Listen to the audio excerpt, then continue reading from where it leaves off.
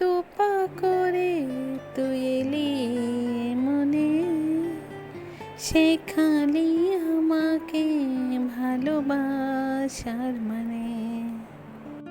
আসলেই এক পা দুপা করেও আমার জীবনে এসেছে, আর এসেই চারদিকটা ভালোভাবে দেখে নিচ্ছে।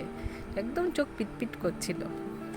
অলমোস্ট 6 মাস হতে যাচ্ছে, এর ভেতরে অনেকটা বড় হয়ে গেছে। হাসি, কান্না, দুষ্টুমি, সাজুগুজু, তারপরে ঘুমের মধ্যে তেরা করে তাকানো, সব কিছু মিলিয়ে সময়টা দারুণ কেটেছে।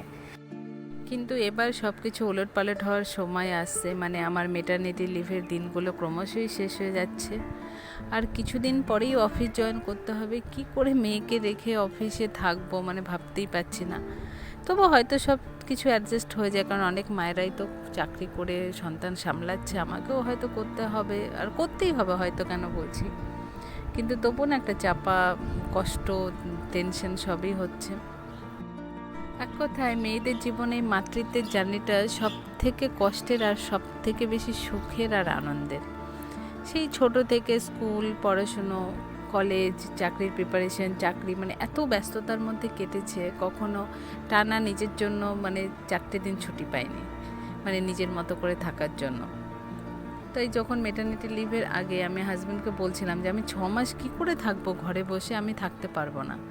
তখনও বলেছিল, তুমি 6 মাস, তখন তোমার মনে হবে 1 বছর হলে ভালো হতো, সন্তানের সাথে তুমি সময় কাটাতে পারবে। তো আজকে সেই কথাই সত্যি হতে চলেছে, মানে আমার মনে হচ্ছে 6 মাসটা বড্ড কম।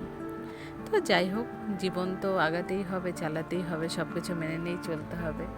শুধু তুই ভালো থাক সোনা, মানে মাকে ছেড়ে কষ্ট হবে জানি, তবু ভালো থাক। লাভ ইউ সোনা।